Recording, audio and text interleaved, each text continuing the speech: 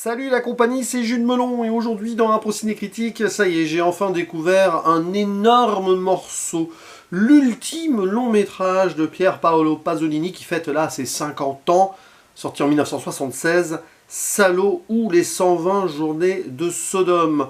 Moment que je redoutais autant que j'anticipais, fatalement, je connaissais la réputation de l'œuvre, certains l'érigent comme un chef-d'œuvre absolu, mais tout en ayant évidemment la conscience que c'est quelque chose de très difficile à voir. D'autres évidemment sont dans le rejet, beaucoup de polémiques à l'époque, et dans mon entourage ça faisait jaser déjà. Forcément, j'avais vu tous les longs métrages de fiction de Pasolini avant, et j'attendais justement d'arriver au bout pour mettre le point final sur sa riche filmographie.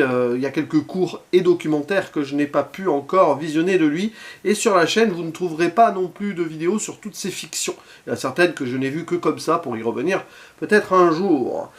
Après la trilogie de la vie, que j'ai évoquée complètement ces derniers mois, là il devait lancer la trilogie de la mort, avec plein d'idées qu'il avait, une sorte de biopic sur Gilles de Rais, quelque chose qui allait critiquer les médias à fond, mais malheureusement il sera abattu peu de temps après là, et ne pourra pas aller au terme de son idée. Alors c'est un film qu'il a réalisé et scénarisé, avec une idée de base de Sergio Citti, le frère de Franco, qui avait déjà aidé Pasolini sur ses premiers. Et il adapte ici de façon assez libre, mais il y a la base, évidemment, l'œuvre du marquis de Sade, intitulée Les 120 journées de Sodome, qu'il avait écrite, je crois, alors qu'il était à la Bastille à la fin du XVIIIe siècle. Mais il décide de transposer cela et de changer certaines choses, même s'il reste dans l'idée notamment narrative, à l'Italie de ces années 44-45, où le régime fascisme a été battu, enfin la libération, tout ça, mais continuer à vivre en mode république, je mets des guillemets, fantoche, république sociale italienne, dans la ville de Salo, d'où le titre. Mais il y a une double transposition, je pense, aussi avec ce film, puisque Pasolini évoque là, en filigrane, aussi son Italie de l'époque contemporaine des années 70, bercée par les illusions de la surconsommation, aussi les médias, donc ça il allait peut-être le travailler par la suite. Voilà, coup de poing forcément qui résonne politiquement, pas que sur l'histoire. Alors au casting on retrouve forcément des gens qu'on connaît, mais pas Ninetto Davoli par exemple, qui n'a pas pu tourner pour des raisons, je crois, légales, je sais pas ce qui s'est passé. Même s'il y a un acteur qui lui ressemble parmi les gardiens, là, miliciens, là, une sorte de jeunesse, je pense que c'était l'idée. Mais on a par exemple parmi les victimes, c'est beaucoup de victimes dans le film, des jeunes, un certain Franco Merli, qu'on avait vu dans Les Mille et une nuits, le précédent, qui est un film totalement miroir inversé de célébration des corps par un érotisme cru. Là, techniquement, l'érotisme aussi va être cru, mais totalement évidé de possibilités de désir. On est dans le macabre, la mort, et même la mort avant la mort de l'humain, si vous voulez. Il y a aussi une actrice française, Hélène Surgère, Inès Pellegrini, tiens, qui était aussi dans le précédent, et d'autres personnes qu'on ne va pas forcément nommer, même s'il doit y avoir de l'acteur italien connu parmi les notables, là, les 4 représentants d'un système totalement déshumanisé. Bon. Et l'histoire, elle est simple, sur le papier. Donc on est dans cette république de Salo, là, enfin dans cet endroit, sorte de no man's land où ils peuvent vivre entre eux. Et donc les 4 locaux leaders, le duc, le monseigneur, quand même un monseigneur, son excellence, le juge et le président, il a une tête cet acteur, il fait flipper. Bref, ils ont décidé d'organiser un délire à eux, d'aller faire kidnapper 18 jeunes, 9 filles, 9 garçons, des adolescents. Alors j'ose espérer que la plupart des actrices et des acteurs étaient majeurs, je ne sais pas, très peu de détails sur eux. On n'a pas forcément retrouvé la trace de tout le monde. Il y a eu un documentaire tentative justement de recherche là-dessus, je crois qu'ils n'en avaient retrouvé qu'une seule. Bref, ils sont chassés, si vous voulez, mais bon, récupérés. Déjà, cette scène-là du début est assez... on va dire, elle est froide. Et donc ils vont être enfermés dans une sorte de manoir, là, une sorte de résidence exceptionnelle, où ils vont être les esclaves de ces 4 notables, et plus si affinité, parce que vous avez des collaborateurs, des gardiens, il y a des dames âgées là, qui vont raconter des histoires, des anciennes prostituées, alors ça c'est sadien, Marquis de Sade, je crois que c'était un petit peu ces narrations-là. Des histoires dégueulasses, hein, qui vont même glisser sur la pédophilie, et la scatologie, tout ce que vous voulez, tout y va y passer, visuellement et narrativement.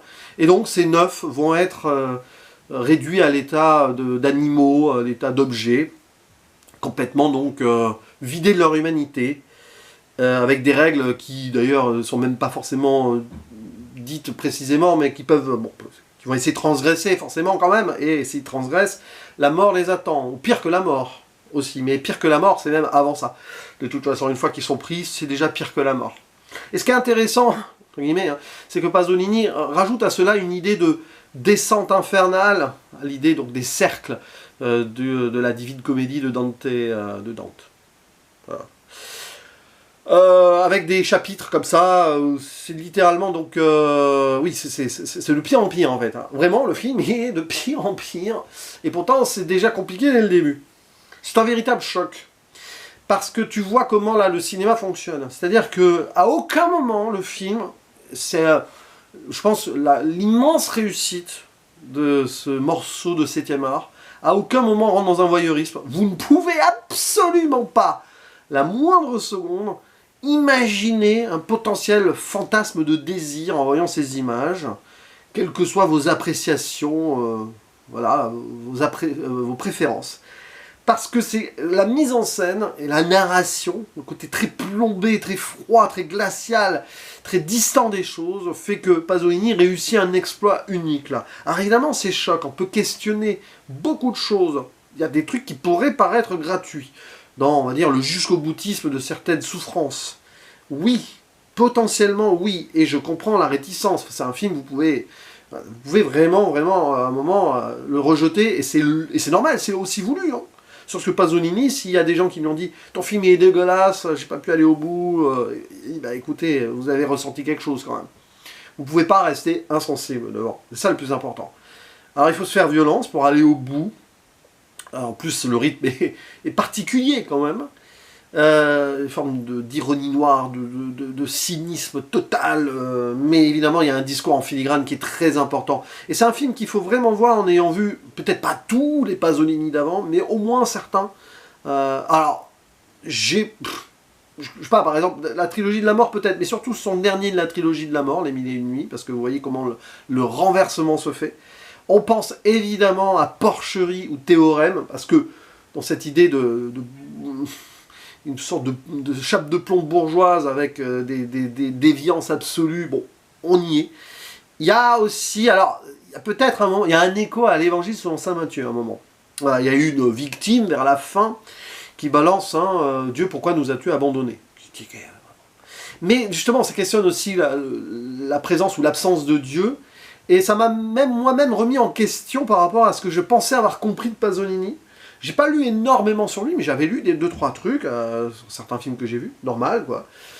Et dans ma tête, je me suis quand même posé cette question, et je pense que j'ai dû dire quelques petites bêtises dans certaines des vidéos que j'ai faites sur lui. Dans ma tête, il était croyant. Mais pas contre les institutions, hein. Enfin, voilà, contre les institutions religieuses, mais il y avait une idée de croyance. Mais apparemment, là, j'avais un doute sur un truc, j'ai tapé une petite recherche sur l'histoire de l'absence de Dieu chez Pasolini, parce que là, c'est vraiment ça. Comme quoi, c'est peut-être le mal ultime pour lui, mais en fait, Pasolini se disait athée, à l'époque de l'Évangile selon saint Matthieu. Je dirais plutôt agnostique, mais bon, athée. Cependant, très proche du mystique, quand même de la religion, la relation, pardon, entre le divin ultime, hors religion, qui classe, si vous voulez, et l'humain. Cette idée de revenir aux sources d'une croyance ou d'une divinité, au-delà peut-être des religions qui se sont installées. Et ça le travaillait. Et c'est vrai que là, on peut mettre le doigt sur quelque chose. On est dans un monde complètement hostile à tout, qui refuse Dieu. Comment c'est dit, hein, qui refuse toute liberté, toute humanité, tout Dieu. Pas d'humain, pas de Dieu. Donc le péché ici pour les notables, par exemple, s'il y en a une qui évoque Dieu, ou un, il va se faire, ou elle va se faire torturer et tuer. Ça c'est passionnant, parce que pendant toute sa carrière, Dieu, ou la croyance, ou la religion était toujours là, et il questionnait la poésie, une porte de poétique et du divin. Là, il n'y a plus de poésie, c'est fini. Et c'est l'enfer absolu. Mais c'est un enfer sans Dieu. C'est le paradoxe ultime, c'est qu'on a un enfer sans divinité, sans porte de sortie. Rien. C'est-à-dire que là, tu es arrivé, Il n'y a même pas de contrepoint possible, puisque c'est un monde là où ils ont décidé, et notable, qu'il n'y aurait plus de Dieu. Voilà.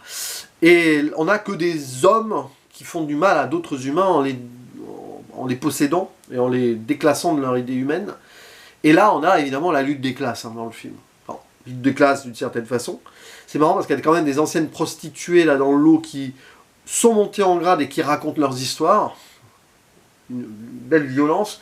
Des dames qui ont été exploitées un temps et qui ont, on va dire, pris le système en main pour entrer dans le système. Alors, il y a un petit peu ça aussi. Une sorte de sadomasochisme de l'humain à finalement se confondre, se complaire dans une sorte de domination, de dominé-dominant. Ça, c'est un peu un de nos problèmes actuels.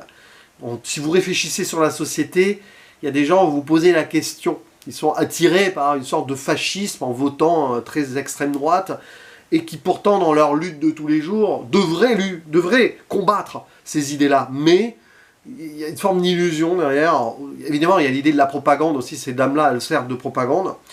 Et que derrière, on ne voit plus trop où est le réel parce qu'on est tellement accablé que finalement, on se noie dedans. Là, on a des jeunes qui essayent, ils sont encore innocents, toute cette innocence-là qui vole en éclats, mais ils vont quand même tenter à un moment, certains, d'avoir ce désir, d'avoir cette idée d'émancipation et de liberté. Mais évidemment, tout va être réprimé, mais à l'extrême. Évidemment, on a des scènes qui sont discutables de pas mal de choses. Vous n'avez rien d'ultra frontal en tant que tel, vous voyez ce que je veux dire. C'était limite plus frontal là-dessus. Sur les 1001 nuits, il y avait quand même des trucs, je vous renvoie à ma vidéo, où vous posez des questions. Aussi, sur comment certaines actrices et acteurs ont consenti à cela, et certains qui étaient vraiment mineurs dans les 1001 nuits. Là, bon, vous pouvez vous poser des questions, je ne sais pas. Mais il y a quand même cette distance-là qui fait que... Et dès le début, en fait, tout est posé, avant même qu'on ait les sévices, et même que les jeunes soient pris. Il y a cette introduction très étrange dans une sorte de musique faussement joyeuse, très bizarre, il y a un truc qui va pas, avec sur fond beige blanc délavé. Il y a quelque chose qui se vide dès les 2-3 premières minutes d'un générique. Il faut les voir, ces minutes-là. Il ne faut pas zapper et tout, parce que tu comprends déjà ce qui se passe. Et après, voilà. Et la façon dont ils sont pris, etc. C'est souvent filmé de loin avec des grands angles. Pour se montrer justement il y a une distance à tout cela, c'est-à-dire qu'à un moment il demande au spectateur prenez de la distance, puis il les met des moments de choc, il les met un peu plus face au truc, jusqu'à une fin de voyeurisme qui se rapproche depuis la tour d'ivoire avec des jumelles. Enfin il y a un truc qui est assez bizarre quoi. Je vais pas faire de zone spoiler, enfin je pourrais si vous voulez, il n'y a pas de zone spoiler mais sur la finalité, vous comprenez beaucoup de choses. Quand bien même la toute fin donne une sorte de cynisme ou de sombre ironie, de retour de l'espoir, et une dernière danse à la fin, qui en dit long. Quoi. La vie continue malgré tout, mais comment elle va continuer la vie? La fin est brutalité, parce que il fait dérouler ceci 30 ans avant la sortie du film, et il questionne la société d'aujourd'hui. Donc ce qu'on voit à la fin, ce sont finalement aussi les prémices de ce qui va continuer autrement, moins frontalement, mais autrement. C'est que beaucoup dans l'histoire, beaucoup de gens tentent de dire oui mais bon, il faut pas faire de raccourcis et tout, vous comparez machin à un truc. Non, mais il y a une évolution, mais derrière, le même mal indicible se cache. Pas si indicible que ça d'ailleurs si on gratte. Et je pense que Pasolini de nos jours là, bon il serait trop vieux, il serait sûrement décédé tout court. Il aurait plus de 100 ans j'imagine, bon bref. Si un Pasolini qui pourrait faire un film comme ça aujourd'hui, il irait très très loin, très fortement, mais le discours serait pas forcément différent. C'est ça qui est passionnant. Puis bon, les BO par-dessus, là c'est des trucs un peu classiques, mais c'est très mortifère je trouve, de A à Z. Il y en a qui ont des faciès qui font peur, donc je parlais parmi les notables, il y a le président joué par Aldo Valetti. Waouh là. Bon, bref, ils ont tous quelque chose, il y a Paolo Bonacelli aussi. Ils ont tous, même il y en a qui sont faussement bienveillants sur leur visage vite fait, mais qui sont peut-être même les pires. Et t'en as un qui a l'air vraiment d'un satire absolu.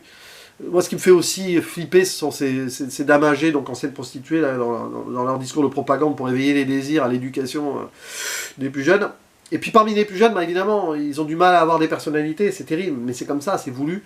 Il y en a quand même un que j'ai repéré dans le lot, qui a l'air limite de se complaire là-dedans. Mais il y en a un, c'est le même hein, d'ailleurs acteur qui à un moment il est presque mort de rire, vite fait on le voit. Bon, je pense que c'est l'acteur, parce qu'il faut savoir que sur le tournage, pour dégoupiller un peu le bordel, ils avaient mis une ambiance paradoxalement un peu plus détendue. Même si c'était dur, j'imagine. Et donc quand on en voit un peu moment, un peu rire là, enfin sourire, je sais pas quoi, qui retient un fou rire, on peut sentir que voilà. Et puis bon, il y a aussi évidemment où ils vont manger leur caca, bon... Voilà, ne regardez pas ce film en mangeant, c'est important. Mais c'est un film ultra pasolinien, quoi. C'est qui arrive au bout, évidemment, la critique de la bourgeoisie, du capitalisme, il y a quelque chose qui va même plus moderne que les films d'avant. La religion n'existe plus, enfin, même Dieu, même si Dieu est là, c'est une fausse de porte de sortie qui va les mener à leur perte dans cet enfer-là. Mais bon, qu'il fasse écho à son évangile selon saint Matthieu, ou à l'évangile selon saint Matthieu tout court, hein. De toute façon, à un moment, on est presque terrible. Ouais, d'ironie ou de cynisme, comme vous voulez. C'est un film qui absorbe hein, et qui vous enfonce avec les personnages.